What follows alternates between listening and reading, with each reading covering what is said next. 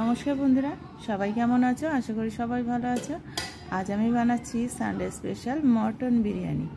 Mutton বিরিয়ানিটা এত tasty হবে এবং ভীষণই সহজ উপায়ে, যেটা দেখলে যে কেউ বানাতে পারবে এবং টেস্ট হবে অসাধারণ।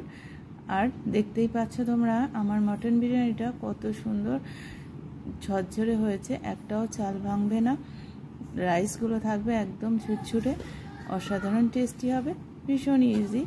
তোমরা যদি এটা দেখে পুরোটাই ফলো করো, ভিডিওটা পুরো দেখো। তো রাইস নিয়ে নিয়েছি, এর জন্য আমি 800 মতন রাইস নিয়েছি, দেরাদুন রাইস নিয়েছি। তো সেটাকে আমি 4 থেকে 5 বার ভালো করে ধুয়েছি, জলটা যতক্ষণ না পরিষ্কার হয়েছে। তো এবার আমি নিয়েছি 7 থেকে 8টা পেঁয়াজ নিয়েছি মিডিয়াম সাইজে। পেঁয়াজগুলো যতটা পাতলা করে কাটা যায় ততটাই ভালো, কারণ এটা থেকে আমি ব্রেস্তা বানাবো, তো ওই জন্য একদম পাতলা পাতলা করে কেটে নিয়েছি। আর এবার কড়াইতে তেল দিয়ে দিয়েছি, একটু বেশি করে তেল দিলাম। এই তেলেই আমি পুরো বিরিয়ানিটাই করব, আর এক্সট্রা কোনো তেল দেব না।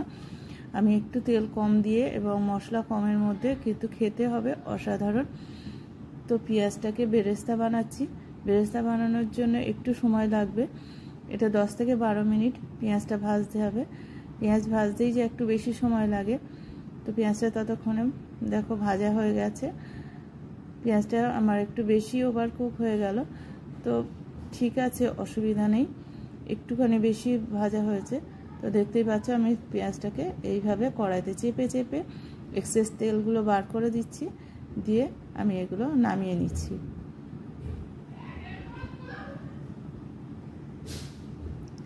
কড়ার গায়ে যেগুলো সব লেগে আছে সেগুলো ভালো করে পরিষ্কার করে বার করে নিলাম। এবার বেরেস্তাগুলো ভালো করে ছড়িয়ে দেবো, যাতে একদম শক্ত হয়ে যায়। এবার আমি মটনের যে বিরিয়ানির যে আলুগুলো দেব, সে আলুগুলো একটু হলুদ দিয়ে দিচ্ছি। হয়তো তোমরা ফুড কালার দিতেও পারো, কিন্তু ফুড কালার খাওয়ার ঠিক নয়। ফুড কালারটা তো অবশ্যই আমাদের স্বাস্থ্যের পক্ষে খুব একটা ভালো নয়, তাই আমি হলুদ দিয়েই করি। তো হলুদ দিয়ে আমি এটাকে একটু লাল লাল করে ভেজে রেখে দেবো। এদিকে আমার বেরেস্তাটা একদম রেডি, দেখতে পাচ্ছ থালায় আমি ওরকম পাতিয়ে দিয়েছি। তো এবার আমি মাটন নিয়ে নিয়েছি, এখানে 800 গ্রাম মাটন আছে। মাটনটাকে আমি একটু ম্যারিনেট করে নিচ্ছি।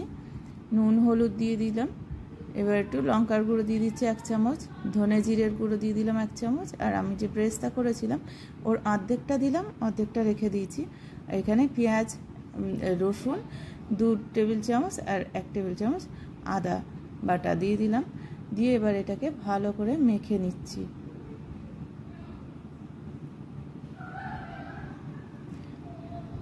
এগুলো একটু ভালো করে চেপে চেপে মাখতে হবে, যাতে মশলাগুলো মাটনের মধ্যে ঢুকে যায়। তো আমার মাখা কমপ্লিট হয়ে গেল। ওদিকে আমার আলু ভাজাও হয়ে গেছে, একদম আলুগুলো লাল লাল করে ভেজে নিয়েছি। এগুলো তুলে ফেললাম। এবার এই তেলের মধ্যেই আমি মাংসটা করে নেব।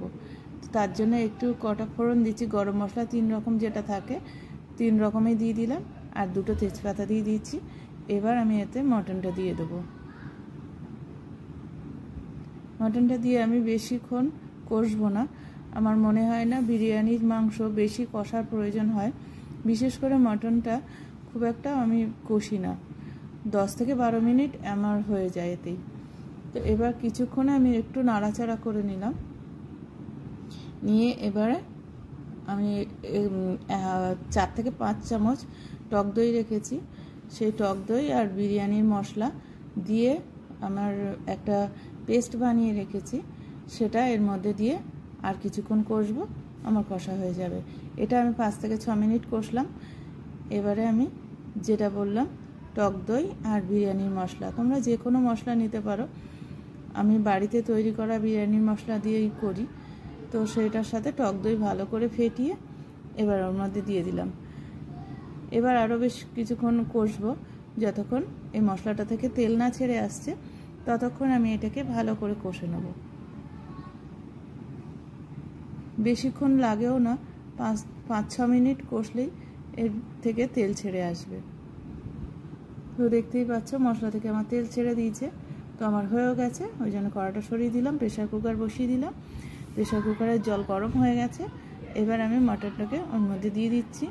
দিয়ে 5 থেকে 5টা সিটি মারলেই হয়ে যাবে। আর বাদ বাকিটা যখন দমে বসাবো তখন বাদ বাকি সিদ্ধটা হয়ে যাবে। 5টা সিটিতেই মোটামুটি আমার হয়ে যায়। এখানে 3টে কাঁচা লঙ্কাও দিলাম, শুকনো লঙ্কা দিয়ে গুঁড়ো লঙ্কা দিয়েছিলাম 1 চামচ, বেশি ঝালের দরকার নেই। আর এই আর একটা প্রেশার কুকার নিয়ে নিলাম। এর মধ্যে আমি যে আলুগুলো ভেজে রেখেছিলাম এটা আমি 2টো সিটি মেরে নেব। আলুগুলো সিদ্ধ হয়ে থাকবে, ভাজাও হয়ে গেল, সিদ্ধ হয়ে গেল। এবার আমার রাইসটা তৈরি করতে হবে। তার জন্য আমি একটা বড় ডেকচি নিয়েছি, জলটা গরম হয়ে গেছে। এবার আমার দারচিনি, এলাচ, লবঙ্গ, একটা স্টার মশলা আর একটু শাহজিরে আর শাহমরিচ দিয়ে দিলাম, আর একটা তেজপাতা দিয়ে দিলাম। এবার দিয়ে দেবো লবণ, 2 চামচ মতন লবণ দিয়ে দিলাম। এবারে জলটা আর একটু গরম হয়ে গেলে তারপর আমি রাইসগুলো দিয়ে দেব।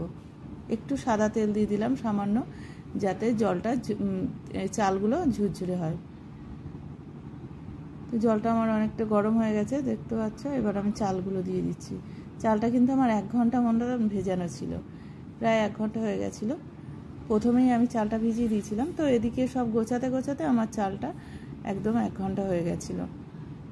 চালটা অনেক বেশ 1 ঘন্টা ভেজানো থাকলে চালটা লম্বা লম্বা বেশি হয় ভাতটা।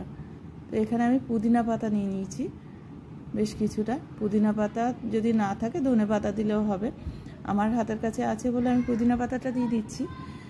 তো ওটা কুচিয়ে রেখে দিলাম।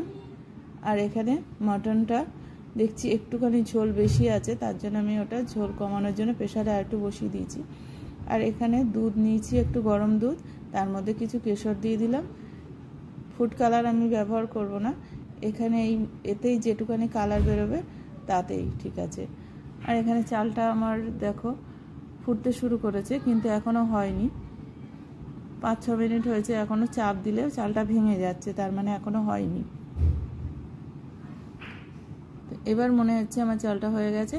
যখন দেখবে মটমট করে মাঝখান থেকে ভেঙে যাচ্ছে না, কিন্তু একটু চাপ দিলে বসে যাচ্ছে, তখন বোঝা যাবে হয়ে গেছে। 80% হয়ে গেছে। আর 20% আমার ভাপে বসালে হয়ে যাবে, দমে বসালে। তো আমার এখানে মাটনটাও রেডি হয়ে গেছে, ঝোলটা আমি একটু কমিয়ে নিয়েছি। এবারে লেয়ারটা দেওয়ার পালা। প্রথমেই আমি রাইস দিয়ে নিই।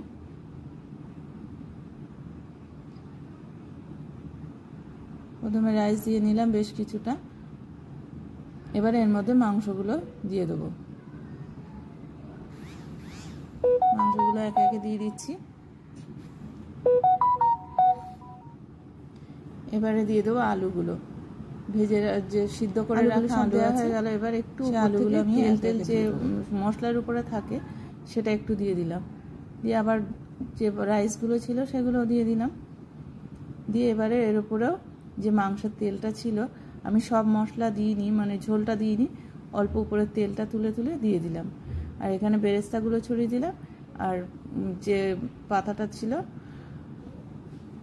সেগুলো দিয়ে দিলাম, আর দুধটা দিয়ে দিলাম। দুধ আর কেশর ভেজানো, কেওড়া জল দিয়ে দিচ্ছি, রোজ ওয়াটার দিয়ে দিচ্ছি।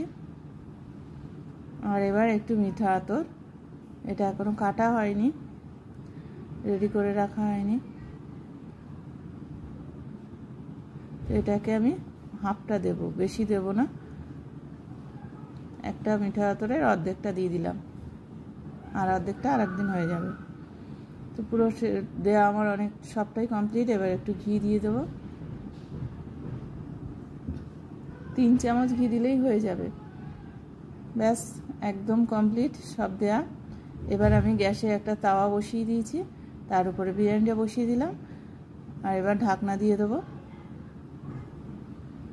ঢাকনা দিয়ে এর উপরে আমি একটা নোড়া চাপিয়ে দেবো। আমার যে শিলের সাথে যে নোড়াটা আছে ওটাই চাপিয়ে দেবো। গ্যাসটা আমি অন করে দিলাম। আর গ্যাসের ফ্লেম আমি 5 মিনিট হাইতে রাখবো, আর হয়ে যাবে 15 মিনিটের মধ্যে একদম কমপ্লিট। দেখতেই পাচ্ছ বিরিয়ানি কত সুন্দর সফট হয়েছে। মাংসগুলো খুবই গরম, তো ওই জন্য আমি বেশি হাত দিতে পারছি না। তো তোমাদের অবশ্যই ভালো লাগবে, এটা ট্রাই করে দেখবে, কেমন হলো বলবে। আর এই বিরিয়ানিটা এইভাবে করলে অসাধারণ খেতে হয়। তো আজকে এই পর্যন্ত, নতুন ভিডিও দেখা হবে। টাটা।